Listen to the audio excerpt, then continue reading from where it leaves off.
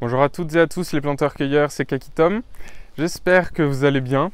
J'ai essayé d'attendre qu'il fasse beau pour vous tourner une vidéo sur la balade de l'ensemble du jardin. Malheureusement, c'est pas le cas, donc on va quand même faire la balade. J'ai constaté qu'il y avait énormément de personnes qui avaient commenté dans la dernière vidéo sur tondre ou ne pas tondre. Et je vous remercie à tous d'avoir partagé vos expériences. Il y en a qui ont même vraiment détaillé sur plusieurs années les différentes, toute la végétation qui avait poussé chez eux. C'était très intéressant à lire. Donc merci beaucoup de partager ça à toute la communauté. Et donc là aujourd'hui on va partir pour un tour global. Je vais vous parler d'une petite construction là qu'on va refaire. On va aller faire un tour dans le potager, on va aller voir les fruitiers, on va aller voir les poules. Et voilà, comme ça on va parler un peu de tout ça. Allez, c'est parti.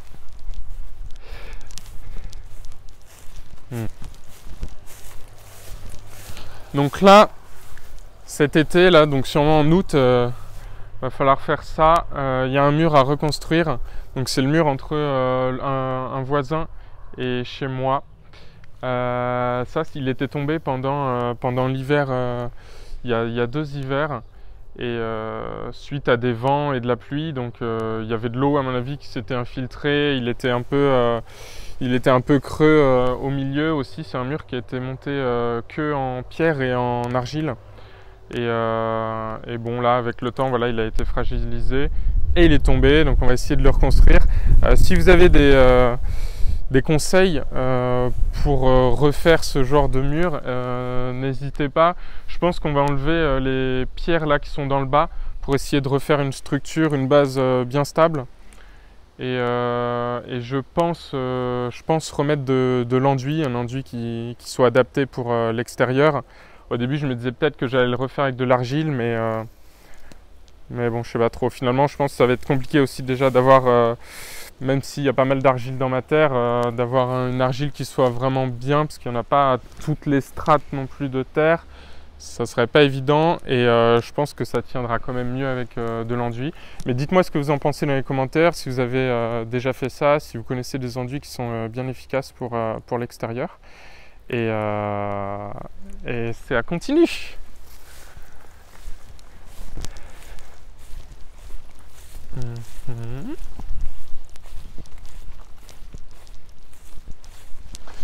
Donc là, on est dans la zone perpète. Je suis content. Alors il y a 2 mois, à mon avis, le kaki, il avait peut-être déjà quelques feuilles. Celui-là, c'est la variété Fouillou, qui est très connue, qui donne beaucoup, qui donne des kakis non astringents de calibre moyen. Et donc là, voilà, ça pousse doucement, j'ai l'impression, les kakis.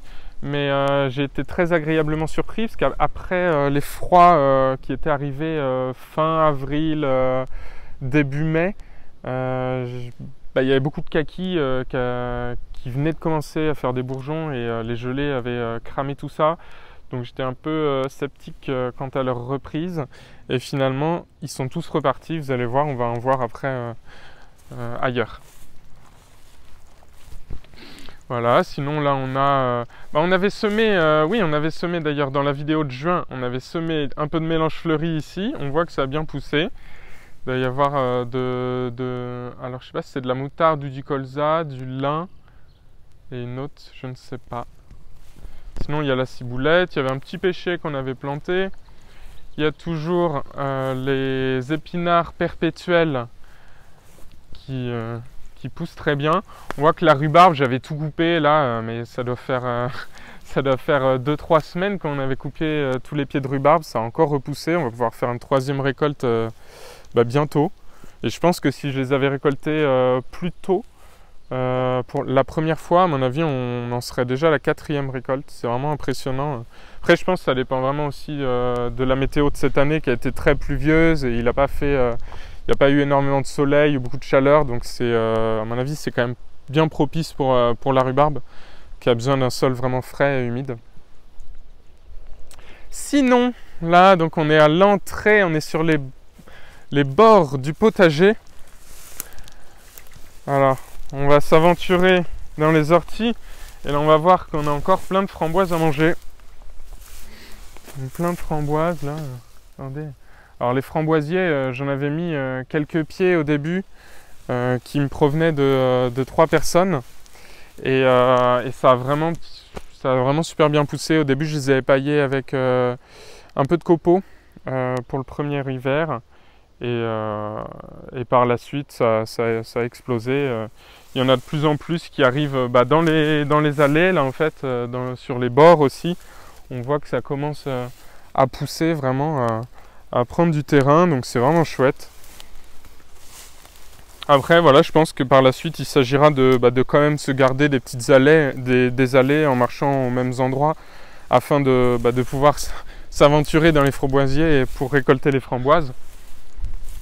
Mais ça pousse vraiment super bien et quasiment aucun entretien, si ce n'est une petite taille dans l'hiver ou début de printemps. Alors je suis pas exactement sûr pour les dates, mais voilà, si ce n'est une petite taille, il n'y a vraiment rien à faire pour les framboises. Ah là on voit, il y a de l'amarante qui s'est ressemée là, toute seule. J'en avais semé en première année, on en avait pas mal. En deuxième année, j'avais mis d'autres variétés, dont celle-ci. Et là, on voit qu'elle est arrivée assez tardivement là, dans la saison, mais c'est arrivé. Là, qu'est-ce que c'est? C'est un saule. C'est un saule, c'est une bouture de saule. Donc j'avais fait une vidéo sur les boutures de saule que je vous épinglerai. Donc là, c'est une bouture qui arrivait là. Hein. C'était voilà, ce bâton de saule. Que j'ai fait là fin d'hiver, et voilà, maintenant ça me dépasse, c'est vraiment super impressionnant. On a fait pareil de l'autre côté, on en a mis plusieurs, elle aussi me dépasse, et je pense que l'année prochaine je vais en remettre d'autres aussi, et j'essaierai de faire une arche ici où ça fera un petit couloir en saule, ça peut être sympa. Puis c'est bien aussi de mettre des arbres ou des arbustes qui peuvent créer de la matière organique là où on en a besoin. C'est quand même bien pratique. Voilà, donc là on arrive dans le cercle où il y avait des pieds de tomates, puisque le mildiou est passé par là, hein. Donc là on peut voir les pieds de tomates bien atteints, hein. Ils sont tout noirs, tout marrons. Il n'y a plus grand chose à sauver là. Hein. Donc après ça dépend des variétés, ça dépend des endroits, mais globalement tous les pieds sont touchés. Non, sauf à l'endroit de la serre, où c'est des pieds de tomates qu'on avait plantés un peu plus tardivement, fin mai je pense. Et il n'y a pas beaucoup de tomates encore, enfin on n'en a pas encore eu de mûres, mais il n'y a pas de mildiou. Voilà, puis bon, sinon on a quand même réussi à en sauver quelques-unes. On a fait des coulis avec, en mettant des courgettes qu'on va voir tout à l'heure, et des blettes. Donc cette année pour le potager, c'est très compliqué pour les tomates. Hein. Comparé au nombre de pieds que j'ai plantés, on n'a presque rien eu et on aura presque rien. Par contre pour le reste, c'est plutôt très prometteur. Je pense que ça a fait du bien aux plantes qu'il n'y ait pas eu de grosses canicules, de grosses chaleurs. Et on va voir justement. Alors si les oignons j'en avais planté beaucoup. J'en ai eu, mais ils sont petits. Les oignons ça n'aime pas trop les excès d'humidité. Donc là je pense qu'avec ce temps-là, ils ont eu du mal à grossir. Et ils se sont assez vite fanés. Sinon là, il y a un petit rang de blettes. J'avais fait un test en semant directement. En fait, on avait passé un petit coup de râteau pour essayer de décompacter la terre sur vraiment les premiers centimètres du sol. On avait semé des graines de courge, des graines de blettes, j'en avais récolté plein. Et voilà, ça a poussé. Alors il y en a certaines qui sont un peu attaquées, mais il y en a qui sont très belles, quoi. Donc voilà, c'est ces blettes là qu'on a utilisées pour les coulis aussi. Donc coulis, on a fait tomates, blettes et courgettes. On a mis du thym et du romarin. Et là on s'est fait des pâtes avec ça et c'est fort sympathique. Petit mélange fleuri. Petit mélange fleuri pour les abeilles et pour le plaisir des yeux. Sinon, bah là on a toujours un kaki là, que j'ai planté cette année, enfin un plaque minier. C'est la variété Charoni. Donc lui, il est greffé sur Virginia. Les kakis, c'est soit greffé sur Lotus, soit greffé sur Virginia. Les Virginia, ils sont un peu moins puissants comme porte-greffe. Ça va rester plus petit que si c'était greffé sur Lotus. Après, le Charoni, alors je crois que ça en fait des gros, mais je ne sais plus exactement les caractéristiques. Il faudrait que je révise. Sinon, là, vous les aviez vus, hein, mais les boutures de cassissier vraiment se portent très bien.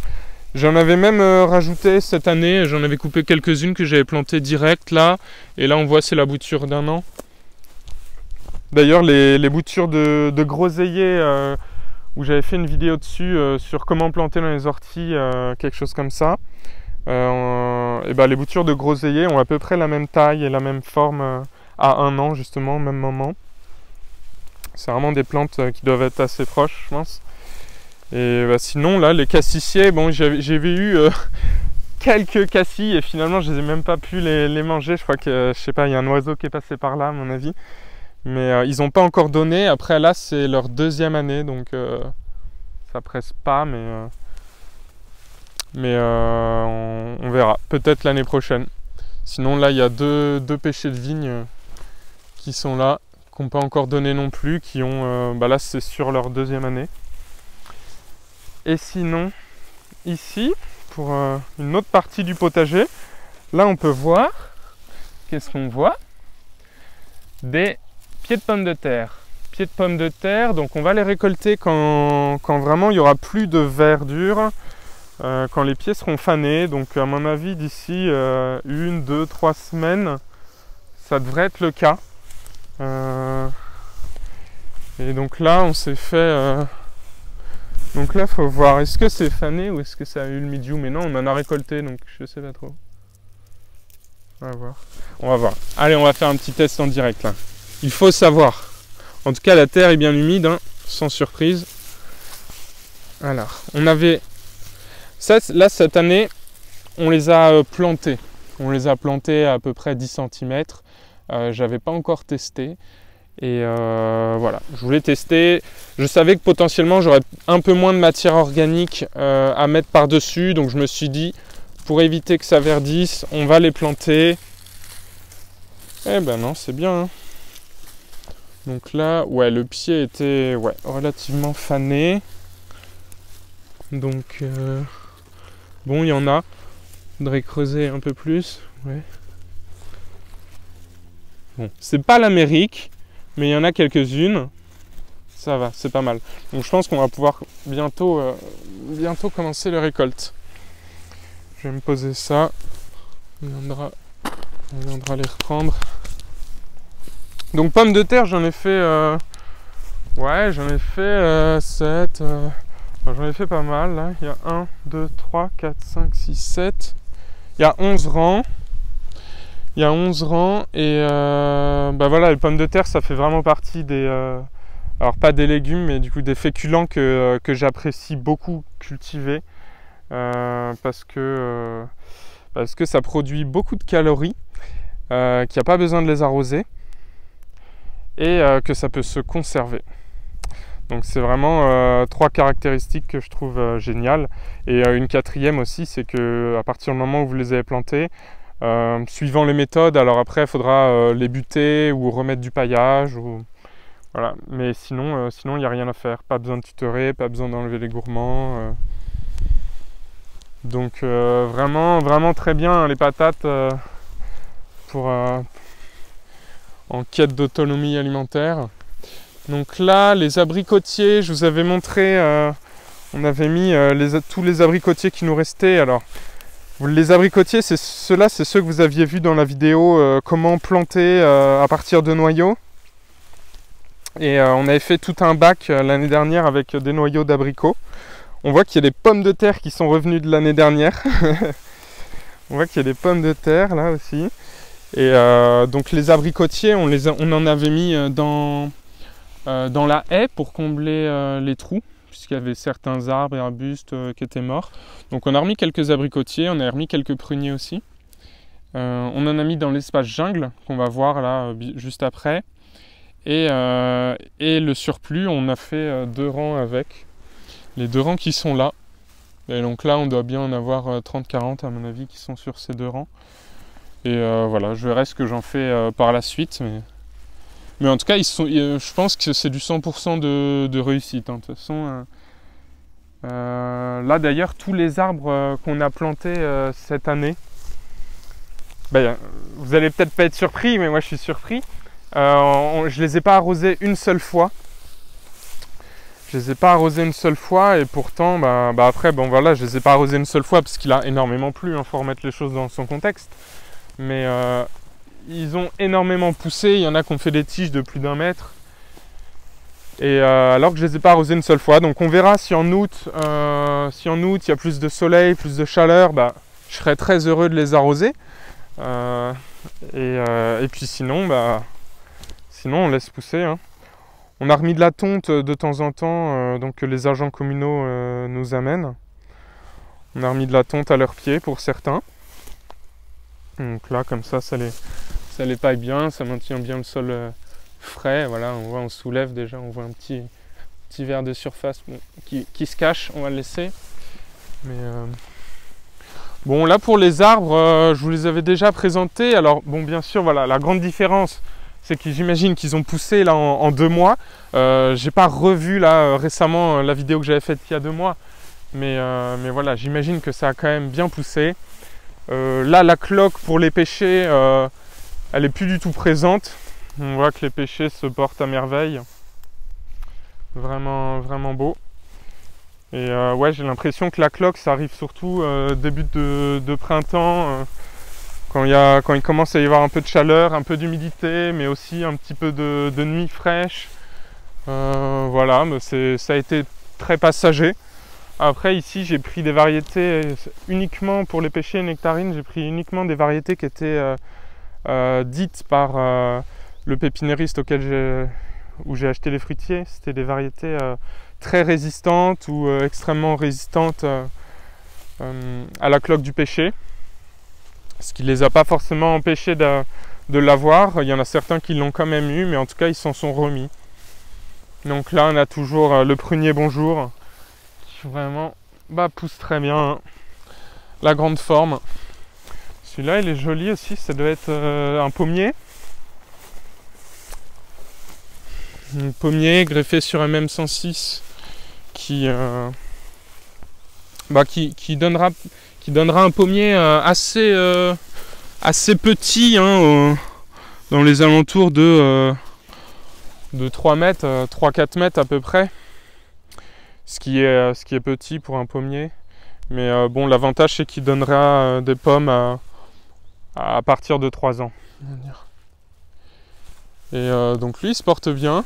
Il y a certains poiriers qui avaient un peu plus de mal où les tiges, le feuillage s'est fait un peu plus manger, mais globalement ils ont tous très bien poussé, et même s'ils ont eu des petites périodes où le feuillage n'était pas spécialement beau, voilà, là par exemple il y a des petits points noirs, des petits... Mais... on va peut-être zoomer. Bon, il y a des feuilles voilà, qui étaient un peu comme ça, ou même là, plus haut, comme ça, en dessous on voit aussi. Donc ça je sais pas ce que c'est, s'il y en a certains d'entre vous qui savent, n'hésitez pas. Et sinon, là toutes les tiges qu'on voit, c'est des branches de l'année. Là, ça, elle est partie d'ici. Enfin, là, c'était le bourgeon. Voilà, elle est partie de là. Pareil. Et tout ça, c'est les branches de l'année. Donc, bon, je vous l'avais déjà dit la dernière fois, mais je vais le redire quand même pour ceux peut-être qui me découvrent via cette vidéo. En gros, tous les arbres qui sont ici, ou en tout cas pour une bonne partie, je vais leur faire une taille de formation sur les 3 premières années. Là, c'est des arbres que j'ai achetés, qu'on appelle des sions. Donc c'est des arbres qui sont greffés et qui ont 1 an. Et donc je vais couper, pour ceux qui ont fait des grandes pousses d'1 mètre, d'1 mètre 50 par exemple, je vais les raccourcir. Je vais les raccourcir dans le but de créer une structure qui soit plus trapue et pour que par la suite, quand il fera des fruits, que les fruits ne se trouvent pas trop loin, et pour éviter que les branches craquent. Et ça me permet aussi de bien choisir les branches que je veux, de faire la coupe pour bien les répartir dans l'espace. Et je verrai, j'en laisserai peut-être aussi avec leur forme naturelle, je vais voir. Après, dans la jungle, je pense que je vais beaucoup plus en laisser comme ça avec leur forme naturelle. Je trouve ça super intéressant. On est passé devant d'ailleurs dans le potager, mais on ne s'est pas arrêté dessus.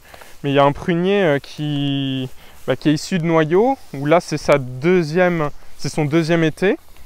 Et on voit qu'en fait sa forme naturelle, c'est pas du tout un tronc et des branches qui arrivent à 1,50 m et qui poussent. C'est vraiment plusieurs... il y a un tronc principal, mais très vite en fait ça fait plusieurs tiges très bas. Et ça fait beaucoup plus touffu qu'un arbre qu'on pourrait acheter dans le commerce. Je trouve ça intéressant à observer.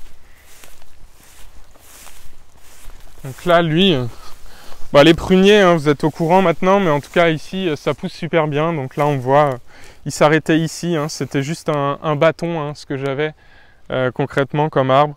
Et là, on voit qu'il a fait des tiges. Je pense qu'il y a au moins 1,50 m là. C'est impressionnant, les pruniers. Greffés sur mirobolant. Ah, là, c'est le seul arbre de l'année qui va peut-être nous faire un fruit. Donc lui, c'est un pêcher. Tardif Vala, la variété. Et là, on voit, il y a une petite pêche. Je l'ai touchée tout à l'heure, elle a l'air bien accrochée. J'ai l'impression qu'elle n'a pas beaucoup grossi ces derniers temps, mais bon, peut-être qu'elle attend le soleil. Hein. Et oui, sinon aussi, là, par ici, on a planté, alors non, pas là, mais on a commencé à implanter la strate arbustive en mettant des fixateurs d'azote qui produisent des petits fruits comestibles. Alors, si certains sont vivants, alors, c'en est peut-être un, mais non, je suis pas sûr. Je suis pas sûr, lui. Alors, attendez. On va quand même en retrouver un.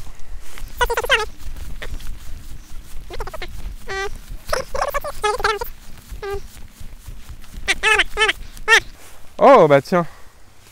Regarde, filme là. Il y a un petit... Je sais pas ce que c'est. Ah. On dirait un tout petit frelon. Ah. Bon, il est parti. Mais donc voilà, lui, ça fait partie des boutures d'Eleagnus umbellata que j'avais faites en septembre. Ça avait super bien pris. Je vais en refaire là du coup fin août, septembre, quelque chose comme ça. Donc là, lui, donc on a replanté la bouture il y a vraiment pas longtemps, hein, il y a un mois à peu près. Il y a un mois à peu près, on a replanté la bouture. Alors, bon, les gens vont peut-être offusquer parce qu'en général, on plante plutôt en automne et en hiver ou en début de printemps. Mais voilà, j'aime pas les garder non plus trop longtemps en pot. Et là, en fait, c'était une grande barquette où j'avais mis de la terre et où il y avait toutes les boutures. Elles étaient très serrées. Et donc, soit je les remettais dans des pots que je devais arroser, et voilà. Soit je les replantais directement en terre. J'ai replanté directement en terre. Bah là, c'est passé. Après, il y en a certains qui n'ont pas apprécié, je crois. Mais sinon, ouais, il y en a un autre là. Donc voilà, on commence.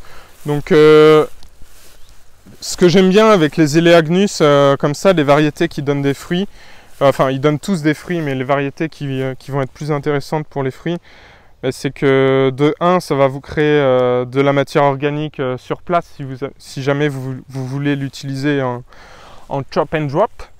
Ou soit dans tous les cas ça va vous faire des petits fruits et en plus ça va fixer de l'azote pour les autres arbres, et puis voilà, ça va faire beaucoup plus une allure de jardin-forêt que de verger une fois qu'on commence à implanter les strates arbustives, les strates de buissons, et de légumes vivaces et compagnie. Donc là on arrive dans l'espace jungle. Donc là, tout ce qui est là, c'est l'espace jungle. Donc c'est un endroit où on a planté, mais ça fait que 1 an. La quasi-totalité, ça a été... ouais, 1 an et moins d'ailleurs. On en avait planté surtout cet automne, cet hiver. Et là on voit, alors lui il avait été planté avant parce que lui c'est un des rares qui est présent dans la jungle et que j'ai acheté. Et du coup c'est un arbuste mère. Lui je m'en sers, je vais m'en servir en tout cas dans les premières années pour me faire des boutures.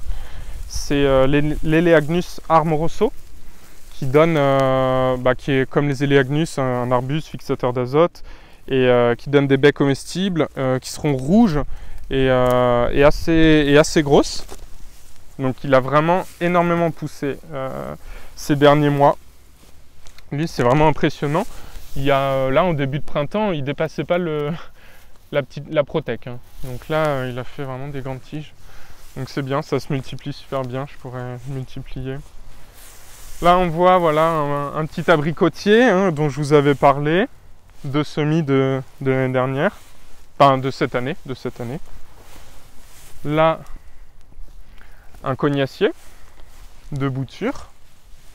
Là on a du noisetier, on a du prunier, ça c'était des rejets de prunier puisque j'ai un prunier qui fait beaucoup de rejets et donc ce qui est bien c'est que l'hiver en fait on peut déterrer certains rejets, casser des racines, tailler les branches comme on veut et les replanter et tous ceux comme ça issus de rejets, là les pruniers ils ont tous repris. Dans la jungle on va en voir un peu plus dans le fond, mais ils ont tous repris. Pareil, cognacier, il pousse doucement mais il pousse bien. Il y a des belles feuilles. Là l'abricotier de semis de cette année, celui-là il est vraiment beau. Vraiment gros. Sinon qu'est-ce qu'on peut voir? Il y a beaucoup de pêchers, pêche de vigne, hein, donc les pêchers de semis. Alors là, il a les feuilles un peu rouges et tout. Je sais pas, c'est peut-être une question de sol. Peut-être qu'il apprécie pas trop le sol ou je sais pas trop. Mais globalement, ça va. Ils se portent bien. Ils ont bien poussé quand même les pêchers ici. Ah oui, très intéressant. J'avais eu des petites frayeurs aussi concernant les figuiers cette année après les dernières gelées. Et là, on voit. Donc ce que j'adore avec les figuiers, c'est que j'ai l'impression vraiment que ça fait des figues très rapidement. Donc là on voit il y a des petites figues là en formation qui commencent à grossir. Il y en a que je vais peut-être enlever. On voit que ça c'est la branche principale, mais on voit que les feuilles commencent à être en moins bonne forme que les deux pieds là qui repartent de la base. Donc c'est le même. Hein. Bon là il y a une ronce qui s'amuse avec eux. Mais il y a 2 pieds de figuier qui repartent des racines en fait du principal et eux qui ont l'air vraiment de se porter très bien. 3 pieds même. Donc je sais pas, par exemple là les petites figues, ouais, elles se décrochent toutes seules. Ça sert peut-être pas à grand chose de lui laisser. Parce que je pense pas que ça va arriver à maturité. Ça risque plutôt de le stimuler pour rien. Je sais pas. Il me l'a pas dit mais... Voilà, alors après il y a aussi dans la jungle des endroits où en fait j'ai fait des assez grands cercles. J'ai planté un arbre à la base, voilà, là c'est un pêcher. Et à côté j'ai mis une bouture de sureau. Là j'ai mis une bouture de vigne aussi Baco qui est devant la maison. Ah oui d'ailleurs faut que je vous la montre. Faut que je vous la montre la vigne là. Le raisin il commence à mûrir. Et c'est vraiment une vigne très impressionnante parce que elle est extrêmement vigoureuse. Et il y a des centaines de grappes de raisin dessus. J'en ai récolté les 2 dernières années où j'étais là, j'en ai récolté l'été. Et ça produit vraiment beaucoup, ça pousse extrêmement vite. What else? La mélanchier, que je vous avais montré dans la vidéo de la mélanchier. Bon, il se porte toujours bien. Pas de grands changements apparents. Il y a toujours des rejets à la base. Qu'on pourra multiplier peut-être pas cette année, je vais peut-être attendre un peu, le laisser faire sa vie. Et puis voilà, sinon là il y a plein de hautes herbes et puis Et puis l'air de rien, il y a des arbres fruitiers tous les 3-4 mètres. Donc là c'est un pêcher. Pareil, petite bouture de sureau. Alors je verrai avec les sureaux, mais je pense que les sureaux, je vais surtout m'en servir pour avoir de la matière organique sur place. Parce que ce qui est très intéressant avec le sureau, c'est que ça pousse très vite. Et ces tiges sont creuses. Enfin, sont pas vraiment creuses, mais il y a une matière un peu spongieuse, un peu genre polystyrène à l'intérieur. Et c'est des branchages qui vont se décomposer très vite. Et en plus, si je me rappelle bien, si je dis pas de bêtises, je crois que le feuillage des sureaux accélère la décomposition des végétaux. Donc c'est un arbuste qui se prête très bien à être coupé et à être abattu pour créer de la matière au sol. Encore un pêcher. Donc lui c'est un pommier que j'ai acheté. C'est un pommier que j'ai acheté cette année, c'est pas moi qui l'ai fait. Voilà, donc là on arrive pareil. Ça c'est un prunier. C'est un rejet là qu'on avait planté cet hiver. Donc lui, voilà, il a bien. Bon, il a pas il a fait des tiges de 20-30 cm. Il y en a qui sont encore plus impressionnants par là. Alors ça, je sais pas ce que c'est, mais ça c'est un prunier issu de semis. Et on voit que là, toutes les feuilles un peu, la périphérie des feuilles est noire et un peu mangée. Je sais pas si c'est les pucerons, le feu bactérien, ou je sais pas trop. Ouais, je m'y connais pas trop encore en maladie d'arbres fruitiers.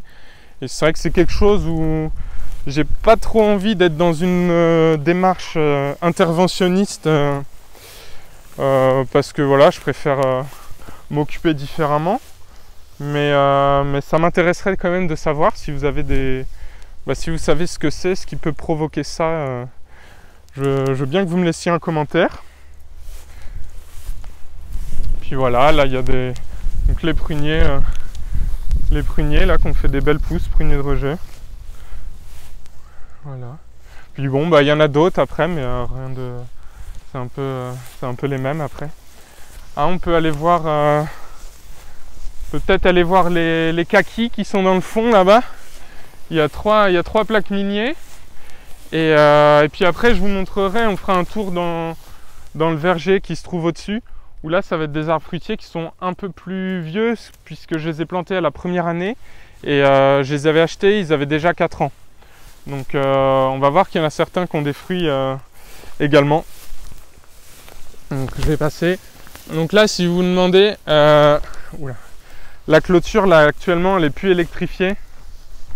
Jusqu'à un moment je me suis rendu compte que les herbes touchaient la clôture. Alors quand je me suis rendu compte de ça, on a pris les faucilles, on a fait tout un tour pour enlever l'herbe. Et finalement une semaine après, il y avait encore de l'herbe. et en fait je me suis rappelé aussi que l'année dernière, les arbres qui étaient dans mes haies avaient commencé à se faire manger par les chevreuils en fin d'été. Alors je sais pas trop pourquoi, mais fin d'été, ouais, vers septembre j'ai l'impression.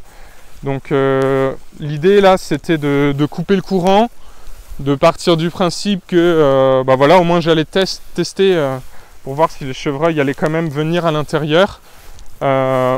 J'ai vu un pêcher, il y a une petite... C'est quoi, c'est une menthe religieuse? Quelque chose religieuse, menthe religieuse je crois. Je sais plus. Mais bon, finalement j'ai pas eu beaucoup d'attaques de chevreuil pour l'instant, donc c'est plutôt cool. Et par contre je remettrai le courant en fin d'été, voilà, on fauchera bien en dessous et ça repoussera plus et comme ça voilà, je le ferai une fois pour tout l'hiver. Donc pareil, donc là on voit le kaki, alors est-ce que, non je l'ai accroché. Donc là on voit c'était la tige principale. Donc on voit là qu'elle est, elle est cramée, il n'y a plus de vie là-dedans. Il y a de la vie jusqu'ici pour l'instant. Et en fait il est reparti d'un peu plus bas. Il est reparti d'un peu plus bas, mais tant qu'il repart en fait au-dessus du point de greffe, c'est bon. Ça va être la variété qu'on veut. Alors que là on voit par exemple, il repousse en dessous le point de greffe. Ça faut l'enlever. Ça, faut l'enlever parce que si vous le faites pas, en fait, bah, il va repartir d'ici et bah, du coup, il va utiliser de l'eau, de la sève pour repousser sur le porte-greffe. Et en fait, vous voulez pas parce que là, si vous obtenez des fruits du porte-greffe, sur celui-là, c'est greffé sur lotus, il me semble.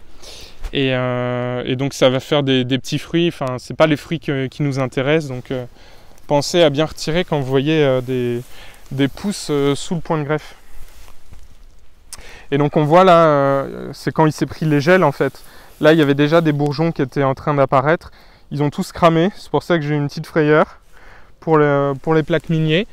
Et finalement je pense je peux faire l'analogie un peu avec les humains où quand ils ont froid, le corps humain va principalement garder toutes ces... ou le sang voilà, pour les organes et il va avoir plus de difficultés à alimenter toutes les extrémités des membres comme les mains et les pieds. C'est pour ça que quand il fait froid, on va avoir tendance plutôt à avoir froid aux mains et aux pieds. Et là je pense que c'est ça en fait, il a sacrifié son extrémité pour rester dans les racines, à la base de son tronc.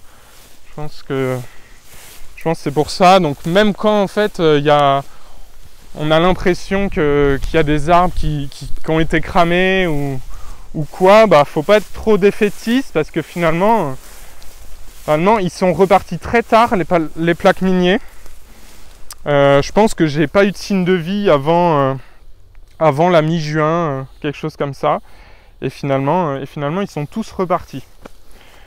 Donc vraiment chouette. Donc là vous voyez c'est une tige basse, mais elle est au-dessus du porte-greffe. Donc elle, je l'enlèverai peut-être, mais pour l'instant, je la laisse. Elle fait de la photosynthèse, elle est belle, et voilà, pour l'instant, je la laisse.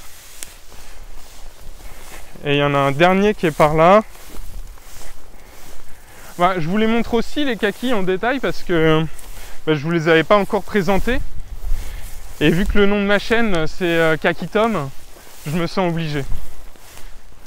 Ah oui, j'ai vu ça. C'est vrai. Donc je sais plus trop pourquoi, mais il se trouve qu'il y a des tomates cerises ici.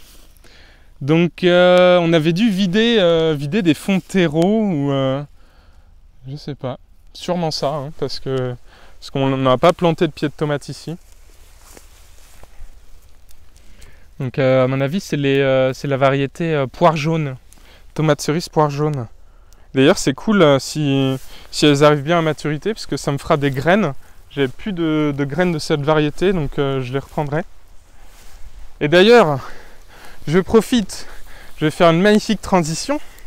Il y a 2-3 jours là j'ai posté sur Facebook par rapport au fait de faire ces semis et notamment les semis de tomates. Bon alors même il y en a beaucoup cette année qui n'ont pas eu de tomates et du coup ils ne peuvent pas faire leurs semis de tomates. Mais tout ça pour dire que j'ai la page Facebook les jardins de Kakitom qui existent. Et donc si vous avez Facebook et que vous voulez suivre davantage ce qui se passe ici, n'hésitez pas à suivre la page Facebook les jardins de Kakitom. Et j'ai également l'Instagram les jardins de Kakitom où je poste aussi quelques photos. De temps en temps il y a des petites vidéos de format court. Donc si vous avez ces réseaux, n'hésitez pas. Là, bon là c'était un noyer qui avait poussé dans le bois. Il y a un moment, alors je ne sais plus exactement quel moment, mais il y a un moment dans l'année où il y a pas mal de noyers qui arrivent dans le bois et qui en fait meurent par la suite. Parce qu'ils n'ont pas assez, à mon avis, de luminosité ou pour d'autres raisons. Mais en tout cas, il n'y a pas de noyer il n'y a pas de grands noyers qui poussent dans le bois. Mais il y en a plein de petits chaque année qui germent quand même. Donc voilà, j'en avais mis un là. Tous les noyers, alors là, tous les noyers que j'avais mis ici, j'en ai mis peut-être 7-8. Il y en a beaucoup qui se sont fait manger. Lui, il s'est fait manger aussi. Hein. On le voit là au-dessus. Il s'était fait manger. Bon, finalement, il est reparti de plus belle. Et il y en a peut-être un autre en haut, là. Je sais plus.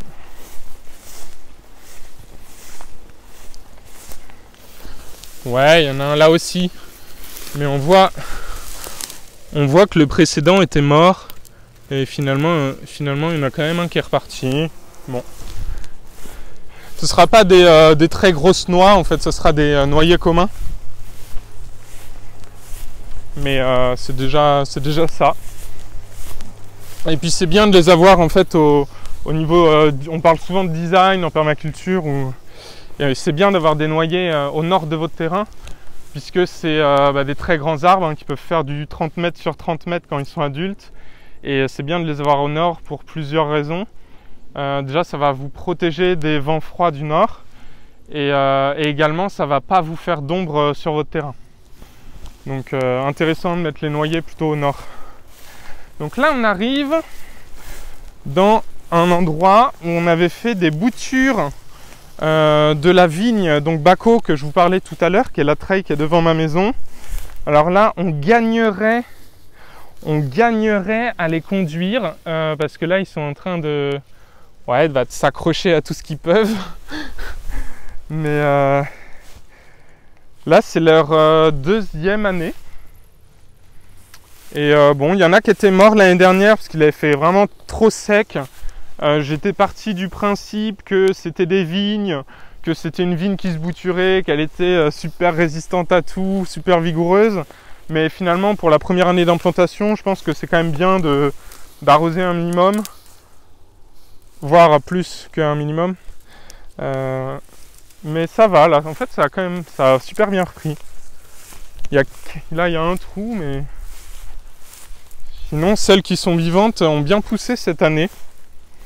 Donc je pense que je mettrai des fils entre les piquets. Je pense même rajouter des fils entre les piquets pour les conduire, parce que en plus c'est vraiment des vignes qui poussent énormément.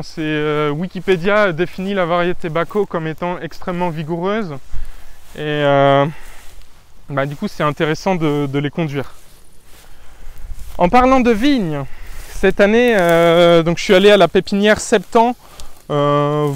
Vous les connaissez peut-être. Il y a eu pas mal de créateurs de contenu, hashtag youtubeurs qui ont fait des vidéos avec la pépinière Septan. Et je leur ai pris 3 variétés de vignes résistantes globalement à l'odium et au phylloxéra, et qui peuvent se bouturer. Donc il y a la variété Philippe, Isabelle et je sais plus, on verra. Je crois que celle-là c'est Philippe. Ah non, elle c'est Vanessa. Oh. Donc Vanessa, j'en avais un peu moins entendu parler. Je sais plus trop à quoi ressemble le raisin. En tout cas, j'ai protégé le pied quand même, qu'il ne se fasse pas bouffer par les chevreuils. Et sinon là j'ai mis un petit fil de fer pour le conduire dans le pommier. Donc pour la vigne, c'est bien ça peut être intéressant de les conduire sur des arbres fruitiers. Pensez à ce que ce soit des arbres fruitiers vraiment haute tige et qui puissent quand même bien pousser, parce que la vigne va vraiment pousser très vite comparé aux fruitiers. Donc là j'ai pu les mettre parce que c'est des arbres qui étaient déjà assez hauts déjà au niveau du porte-greffe, parce que lui il a été greffé aussi au-dessus, en tête. Et sinon, est-ce que vous reconnaissez ces pommes? Je vais essayer d'en sélectionner une belle. Donc là les pommiers, j'en ai 4 là qui sont là. Dans cette rangée, j'ai fait une rangée. Et les 4 donnent pour la première fois cette année. Donc c'est leur deuxième année qui sont ici. Et là les 4 donnent. Et donc est-ce que vous reconnaissez cette pomme pentagonale? Si je vous dis pomme de rainette et pomme d'api, c'est la pomme d'api. Bravo, félicitations. Oui, la pomme d'api. Donc je savais pas avant de le planter. C'est l'api étoilé. Et donc c'est une variété de pomme qui est pentagonale, donc qui a 5 côtés. Et qui est bonne. Donc là, on arrive dans le champ de chardon. Très belle couleur, qui pique un peu. Mais... Donc oui, variété Vanessa. Lui, c'est la variété Philippe en raisin. Donc Philippe, donc là il a déjà des grappes là dès la première année d'implantation. Je ne sais pas si ça arrivera à maturité ou pas. Je vais voir. J'aurais peut-être dû en enlever quelques-unes, il y en a quand même beaucoup. Il y a quasiment 10 grappes je pense. Je vais voir parce qu'en même temps il a l'air de bien se porter. Pareil, lui aussi j'ai mis un fil pour qu'il aille dans le pommier. Et oh, ça bouge derrière nous. Il y a de la vie. Et là c'est la variété Rainette, ouais, Reine des Rainettes. Reine des Rainettes, grand classique. Bon là elles sont petites encore, mais je les mange aussi comme ça. Donc ça va être une variété qui va donner assez tôt. Bon, c'est peut-être pas une variété précoce non plus, mais ça donne assez tôt. Ça a une chair ferme. C'est assez sucré, un petit peu acidulé. C'est croquant. C'est pour ça aussi que voilà, c'est une variété super connue. Elle a beaucoup de caractéristiques intéressantes. Et là c'est les plus grosses pommes là pour l'instant qui sont là. Lui c'est la variété transparente de Croncel. Donc elle va être beaucoup plus douce. J'en ai mangé une tout à l'heure. Elle est belle. Elle est vraiment belle. Donc apparemment ça reste vraiment vert. C'est une variété que me conseillait ma grande tante, transparente de Croncel. Et ça a l'air très juteux et doux.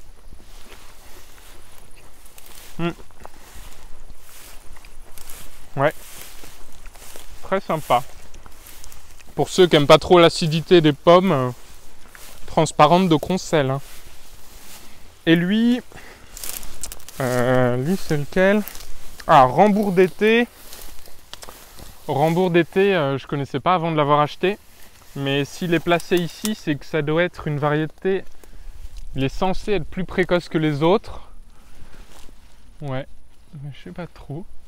Je vais voir, je teste. Ah, on vous fait vraiment. Bon, vous pouvez pas goûter, mais je vous fais un retour sur la qualité et les caractéristiques gustatives de ces pommes.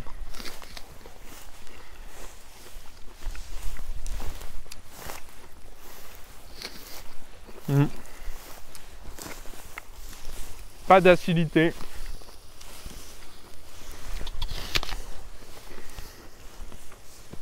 Je suis beau avec toutes mes pommes.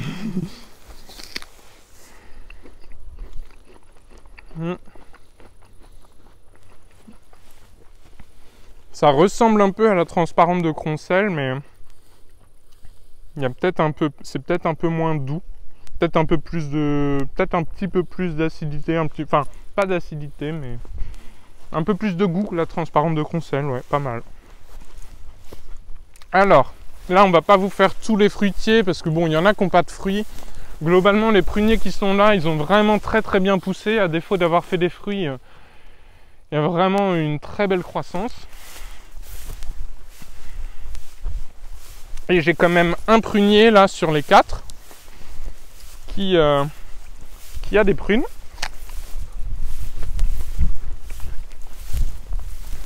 Et la variété, c'est Sainte-Catherine. Tout bois prend racine.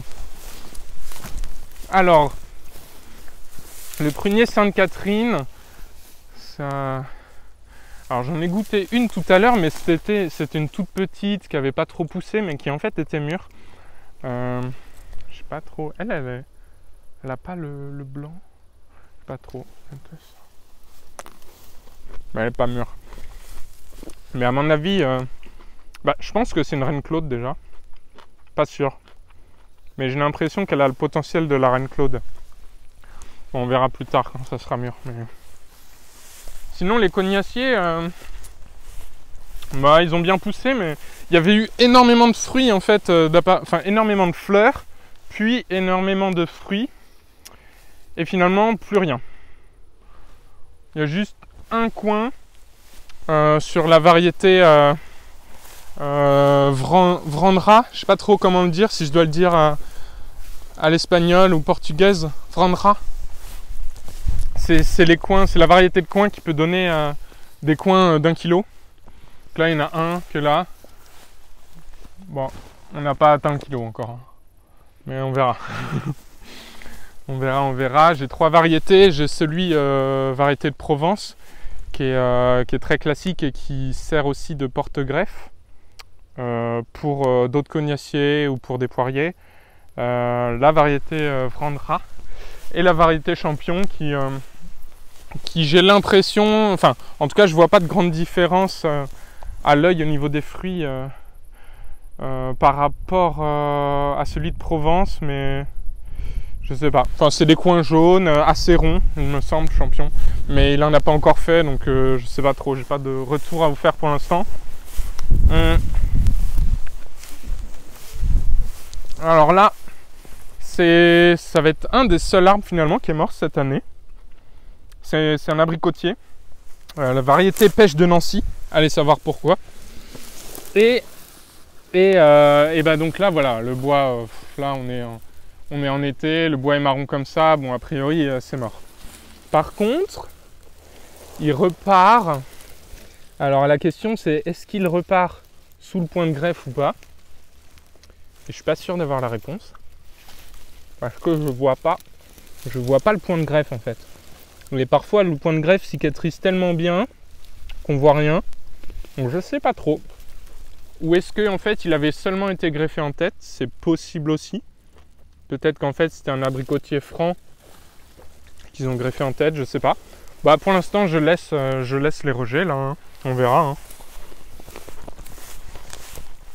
Sinon l'autre abricotier a très bien poussé, mais avec les gels, pas de fruits. De toute façon, ça sera compliqué, je pense, d'avoir des abricots ici. C'est aussi pour ça que j'en ai pas planté de l'autre côté. Je me suis dit, en fait, ça fait des fleurs très tôt. Donc, il suffit qu'il y ait des gels en avril, en fait, et pour empêcher qu'il y ait des fruits. Là on a une poire sur celui-là. Sur les poiriers, ouais je crois qu'il y en a 2. Donc elle c'est la variété Joséphine de Malines. Plutôt tardive j'ai l'impression. C'est plus trop les caractéristiques. À doyenné de Comice, je connais les caractéristiques. Les caractéristiques. C'est vraiment délicieux, c'est une chair très fine. C'est une poire qui va être très juteuse, très sucrée, beaucoup de goût, vraiment chair très fine. Donc là, on est loin du compte encore. Hein. On voit qu'elles sont encore dures. À mon avis, ça va encore grossir. Et c'est impressionnant de voir sur ce petit poirier, finalement, il a des belles poires. Le feuillage se porte bien. L'année dernière, les poiriers, c'est vraiment, parmi les arbres qui étaient ici, c'est ceux qui ont le moins poussé. Donc je sais pas si c'est par rapport au porte-greffe ou si c'est, enfin peut-être qu'ils avaient quand même besoin de plus d'eau aussi. Hein, l'année dernière c'était rude quand même. Donc je sais pas trop. Là on est à la beurrée hardie, donc finalement il y a 3 poiriers là quand même. Là il y en a une autre là. Beurrée hardie, pareil, je crois que c'est une chair assez... Je sais plus trop, je voudrais pas dire de bêtises. Mais en tout cas il a très bien poussé lui cette année. Et l'autre qui est là aussi, c'est quoi? Favorite de Clap. Ouais. Je sais plus, caractéristique de la variété. Mais il a beaucoup plus poussé que l'année dernière. Donc ça me fait plaisir. J'avais un peu peur, parce que l'année dernière, les poiriers, il y en avait certains, ils avaient fait des pousses de 10-20 cm. C'était vraiment, vraiment fébrile. Donc j'avais un peu peur pour la suite pour eux. Mais finalement, là, avec le temps qu'il y a eu cette année, je pense qu'ils ont apprécié. Et oui, j'ai fait un tour tout à l'heure aussi et j'ai vu qu'il y avait un grenadier. J'en avais planté 2. Plusieurs fois j'ai cru qu'ils étaient morts. Et finalement, il y en a un des 2 qui est reparti. Et qui pousse, donc on verra. On verra. Par ici, en tout cas, j'ai déjà vu des grenadiers avec des grenades, vraiment très proches de chez moi. Donc c'est assez encourageant. Alors je sais pas si c'est un arbre ou un arbuste. Je dirais arbuste, mais à vérifier. Ce que j'aime bien avec les grenadiers, c'est qu'ils repartent de la base. Donc c'est vraiment très simple de les multiplier. Pour l'instant, j'en suis pas là parce que il est tout petit.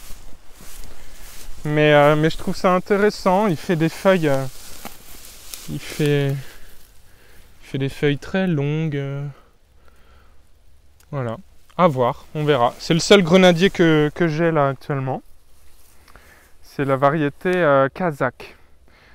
Kazakh, oui, attends. Je les avais pris pour quoi les grenadiers? Je sais plus. Il me semble que c'est quelque chose d'assez rustique, mais je sais plus. Kazakh. Et oui, sinon il y a un autre plaque minier qui est là, qui a très bien poussé. Puis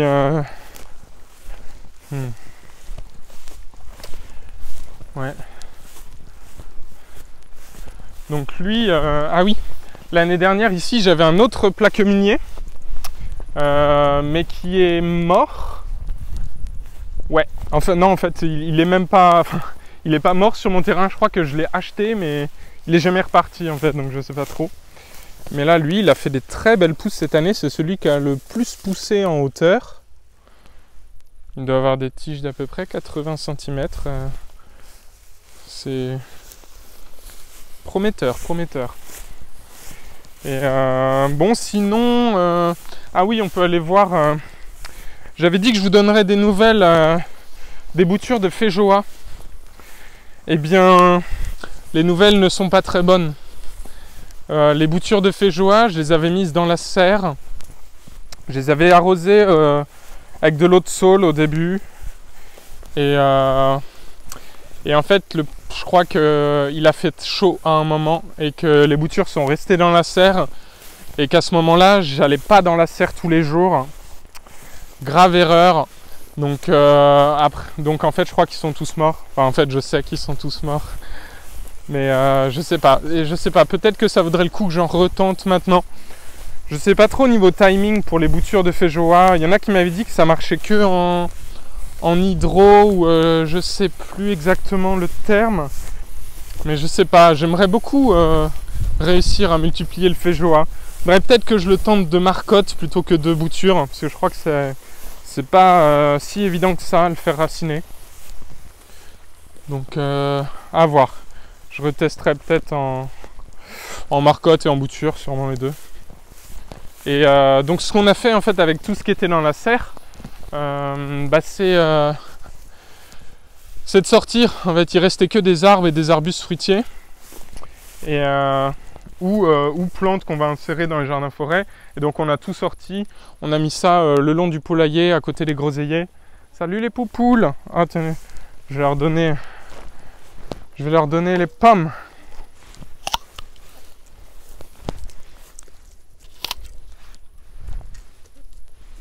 Donc là, je persévère pour avoir des poussins. Donc là actuellement il y a 8 œufs. Donc pour les poussins, la première fois là ça n'avait pas fonctionné. On avait laissé des œufs que les poules blanches couvaient. D'ailleurs là si on regarde, elles sont encore en train de couver. Hein. Donc ça n'avait pas fonctionné. Un mois plus tard, normalement c'est 3 semaines pour que les œufs éclosent et qu'on ait des poussins. Là je sais pas trop pourquoi, mais au bout d'un mois il n'y avait rien, donc j'ai retiré les œufs et j'ai laissé les poules blanches se reposer et un mois après à peu près j'ai commencé à laisser les œufs.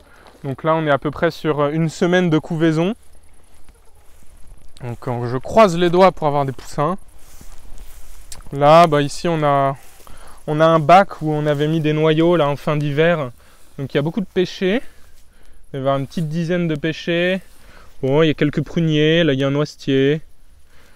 Voilà. Et sinon donc les boutures. Salut, oups.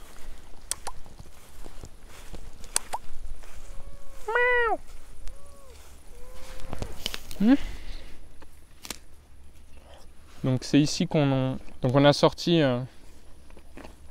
Donc là c'est les figuiers qu'on a sorti de la serre parce qu'il y a des journées, il commençait vraiment à faire chaud dans la serre.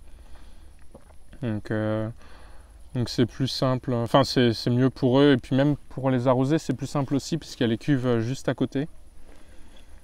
Donc là on a des figuiers, on a des Eleagnus, il y a des albizia, des arbres de Judée, qui sont tous les deux des arbres et arbustes fixateurs d'azote. Bah là il y a les... c'était les boutures de Féjoa, où j'ai mis des petits saules pour tenir l'étiquette, pour avoir la variété. Bon bah finalement les saules, les boutures se sont bien passées, ça m'étonne pas, mais les Féjoa on voit que tout a cramé, hein. Il n'y a rien, pas de signe de vie pour l'instant. Là j'ai le petit citronnier yuzu qui est là, qui a commencé, bon, qui est toujours un peu... qui grandit doucement depuis que je l'ai acheté. Je l'avais acheté cet automne. Là on a les beaux figuiers. Et en fait là tout ce qui est là, ça mériterait d'être empoté. Parce que ça fait... ça doit faire depuis décembre peut-être qu'ils sont... décembre, janvier ou février, qui sont dans les pots. Et y a peut-être plus beaucoup de nutriments, plus beaucoup d'espace pour les racines. Donc je pense que c'est des arbres que je vais bientôt rempoter. Parce que les figuiers, à mon avis, je vais attendre. Je vais peut-être tenter quand même d'en planter cet automne, bien que j'ai pas l'impression que ce soit la meilleure chose à faire. Je pense que la meilleure chose à faire, c'est d'attendre les dernières gelées de l'année prochaine et de les planter peut-être en mai de l'année prochaine. C'est assez sensible. Après, c'est assez sensible, mais en même temps, ça peut repartir de la base, donc je sais pas trop. Mais en tout cas, je vais les rempoter. Je vais les rempoter parce que là, même les albizia, ils ont plus la couleur qu'ils avaient avant. Ils tournent vers le orange ocre un peu. C'est je sais pas, peut-être une carence de quelque chose, mais je ne sais pas. Mériterait d'avoir de la nouvelle terre, je pense. Ah oui, la vigne. On va finir sur la vigne. Regardez, donc ça c'est la variété Baco. Donc c'est la treille là qui est à peu près au milieu de la maison. Donc c'est un seul pied de vigne qui fait... là, qui court sur 20 mètres. Hein. Qui court sur 20 mètres. Et on voit qu'il y a certains grains de raisin qui commencent à devenir noirs, enfin bleu, violet, par là. Alors qu'il n'y a pas beaucoup de soleil, mais ça commence quand même à mûrir. Donc on va voir, mais à mon avis d'ici une semaine, 2 semaines, on va pouvoir en récolter, faire la première récolte. L'année dernière, je l'avais fait en 2 fois. Et on en avait vraiment eu beaucoup, on avait fait du coulis avec.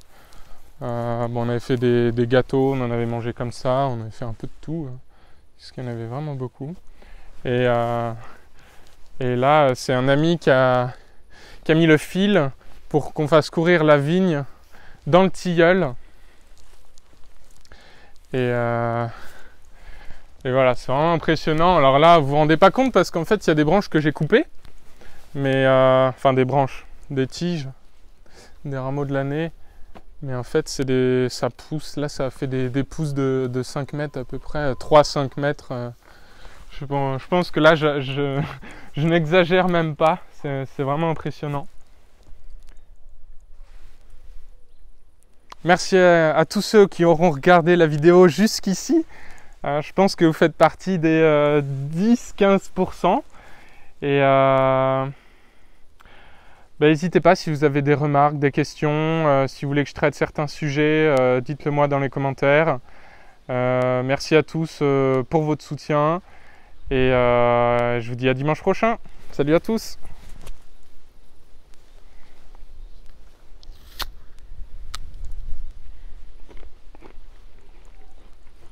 Hmm.